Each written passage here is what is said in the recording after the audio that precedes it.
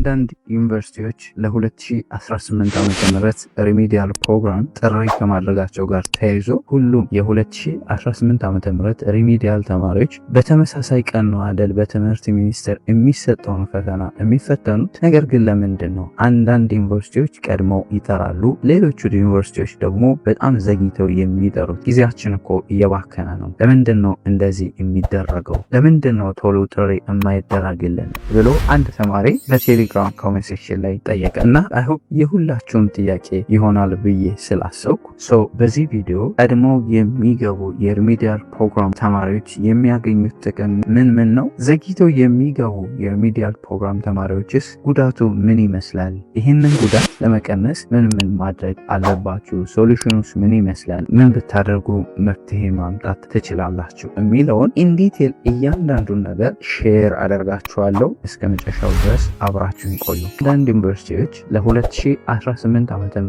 ሪሚዲያል ፕሮግራም ጥሪ ከማድረጋቸው ጋር ተያይዞ አብዛኞቻችሁ ለምንድን ነው ሁሉም የሪሚዲያል ፕሮግራም ተማሪዎች በተመሳሳይ ቀን በትምህርት ሚኒስቴር የሚሰጠውን ፈተና የሚወስዱ ከሆነ ለምንድን ነው ለሁሉም በተመሳሳይ ጊዜ ጥሪ የማይደረገው? አንዳንዱ ዩኒቨርሲቲ ቀድሞ ይጠራል፣ ሌላው ደግሞ በጣም ዘግይቶ ይጠራል እና ጊዜያችን እኮ እየባከነ ነው። ለምንድን ነው ቶሎ ጥሪ የማይደረግልን እያላችሁ እየጠየቃችሁ ነው።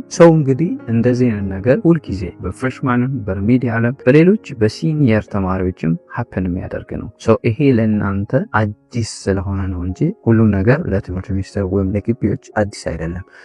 ያምነውን በ2017 ዓ.ም የሪሚዲያል ፕሮግራም የነበሩ ተማሪዎችን ልምድ ስንመለከት እንደ ልምድ ስለሚጠቅማችሁ በ2017 ዓ.ም ከሁሉም ግቢዎች ቀድሞ የገቡ የሪሚዲያል ፕሮግራም ተማሪዎች በሚዛን ቴፒ ዩኒቨርሲቲ ተመድበው የነበረ የሪሚዲያል ፕሮግራም ተማሪዎች ናቸው። የገቡበትን ቀን ህዳር 11 እና ህዳር 12 2017 ዓ.ም ነበር። በጣም ከሁሉም ዩኒቨርሲቲዎች ዘግይተው የገቡ የሪሚዲያል ፕሮግራም ተማሪዎች ደግሞ በደብረ ብርሃን ዩኒቨርሲቲ የሪሚዲያል ፕሮግራም ተማሪዎች ናቸው። እንግዲህ የገቡበት ቀን የካቲት 6 እና 7 2018 ዓ.ም እንግዲህ የሁለቱም ዩኒቨርሲቲዎች የሪሚዲያል ፕሮግራም ጋፕ ስታዩ የገቡበት ቀን ኦልሞስት ከሁለት ወር 20 ምናምን ቀን ናት በማዕከላቸው አለ። ግን የሁለቱም ዩኒቨርሲቲ የሪሚዲያል ፕሮግራም ተማሪዎች ፈተናውን የወሰዱት በተመሳሳይ ጊዜ ከግንቦት 25 እስከ ግንቦት 30 2017 ዓ.ም ቀን ነበር። ሁለቱም በትምህርት ሚኒስቴር የሚሰጠው ፈተና ወደ ፍሬሽማን ማለፋቸውንና መውደቃቸውን የሚያረጋግጡበትን ፈተና የወሰዱት በተመሳሳይ ቀን ከግንቦት 25 እስከ ግንቦት 30 2017 ዓ.ም ነበር። በመሃላቸው ሁለት ወር ከ20 ምናምን ኦልሞስት 3 ወር ከዚህ ምንድነው መማር ያለባችሁ? እናንተ የ2018 ዓ.ም ሪሚዲያል ፕሮግራም ተማሪዎች እንግዲህ ከዚህ ምንድነው መማር ያለባችሁ የሚለው ነው ዋናው መፍትሄ። በ2018 ዓ.ም ቀድሞ የሚገቡ የሪሚዲያል ፕሮግራም ተማሪዎች የሚያገኙት ጥቅም ከብዙ በጥቂቱ ስናይ ቶሎ የሚሄዱበትን ግቢ አዳፕት ያደርጋሉ፣ ቶሎ ክላስ ይጀምራሉ፣ ቶሎ በትምህርት ሚኒስቴር ለሚሰጠው ኤግዛም ዝግጅት ይጀምራሉ፣ በደንብ ይጠቀማሉ ማለት ነው። በአጠቃላይ ብዙ ጥቅሞች ነው የሚያገኙት፣ ግን በትንሹ እነዚህን ጥቅሞች ያገኛሉ። ወደ ዋናው ፖይንት እና ዘግይተው የሚገቡ የሪሚዲያል ፕሮግራም ተማሪዎች የሚገጥማቸው ጉዳትን ስንመለከት እንግዲህ ሲገቡ ኢንቫይሮንመንቱን አዳፕት ለማድረግ ጊዜ ይወስድባቸዋል። ግቢ እስከሚገቡ ድረስ አብዛኞቹ ለፈተናው ዝግጅት አይጀምሩም። በዚህ ምክንያት በትምህርት ሚኒስቴር ለሚሰጠው ዋና ፈተና ሰዓት ያጥራቸዋል። ክላስ ቶሎ ለመጨረስ መምህራኖቹ ጽድፊያ ነው የሚሆነው፣ ቶሎ ነው። በዛ ላይ ክላስ የሚሰጥበትን ወይ ቶሎ ለመልመድ ጊዜ ይፈልጋል። ምክንያቱም በአንድ ጊዜ እንደ ሃይ ስኩል አይደለም ዩኒቨርሲቲ፣ በአንድ ጊዜ 2 ሰዓት 2 ተኩል አንድ መምህር ሊያስተምር ይችላል። ያንን ደግሞ ቶሎ አንብቦ አንደርስታንድ ለማድረግ ጊዜ ይፈልጋል።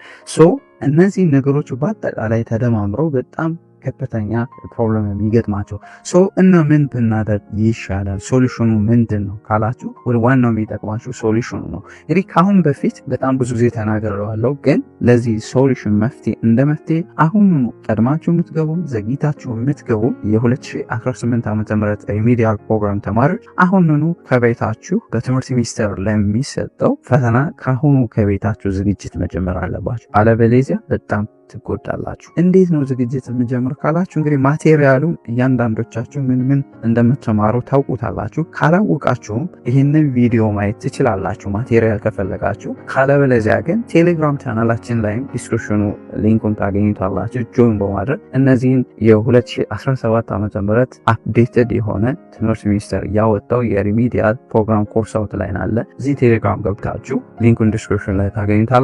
ዳውንሎድ አድርጋችሁ በእነዚህ ኮርስ አውትላይን መሰረት ካሁንኑ ዝግጅት መጀመር አለባችሁ ማለት ነው። ሶ እነዚህን ነገሮች ካደረጋችሁ ቀድማችሁ ዝግጅት ከጀመራችሁና ግቢ ዘግይታችሁም ቀድማችሁን ብትገቡ ምንም ፕሮብለም አይኖርባችሁም። በእርግጥ ኤንቫይሮንመንቱን አዳፕት ለማድረግ ጊዜ ይወስድባችኋል፣ ግን ከብዙ በጥቂቱ እነዚህን ጉዳቶች ትቀንሳላችሁ። ሶ ቀድማችሁ ከቤታችሁ ፋሚሊያችሁ ላይ እያላችሁ በትምህርት ሚኒስቴር ለሚሰጠው ለመጪው ፈተና ካሁኑ ዝግጅት መጀመር አለባችሁ። ይህንን ካደረጋችሁ ምንም አይነት ጉዳት አይገጥማችሁም። ሶ እነዚህን ነገሮች በማድረግ ለመጪው በትምህርት ሚኒስቴር ለሚሰጠው ሪሚዲያል ኤግዛም በቀላሉ ማለፍ ትችላላችሁ ማለት ነው። ጥያቄያችሁን እንድመለስኩ ተስፋ አድርጋለሁ። አልተመለሰልንም ወይም እንደዚህ አይነት ቪዲዮ ቢሰራልን የምትሉት ነገር ካለ ኮሜንት ሴክሽን ላይ አስቀምጡልን። ለተጨማሪ መረጃም የቴሌግራም ቻናላችንን ሊንክ ዲስክሪፕሽን ላይ ታገኙታላችሁ። ጆይን በማድረግ ለሌሎች በየቀኑ የሚለቀቁ መረጃዎችን ማግኘት ይችላሉ። አይሆፕ ይሄ ቪዲዮ በደንብ ጠቃሚ እንደነበር ተስፋ አደርጋለሁ። ጠቃሚ ሆኖ ካገኛችሁትና ለዚህ ዩቲዩብ ቻናል አዲስ የሆናችሁ ሰብስክራይብ በማድረግ ቤተሰብ ሆኖ ፋሚሊ የሆናችሁ ደግሞ ቪዲዮውን ላይክ ሼር በማድረግ ለሌሎች ተማሪዎች እንዲደርስ አድርጉ። አስተያየት ካላችሁ ደግሞ ኮሜንት ሴክሽን ላይ አስቀምጡልን። በሌላ ጠቃሚ ቪዲዮ እስክንገናኝ ለሀገራችን ሰላም፣ ፍቅር፣ አንድነት ይስጠን። ፒስ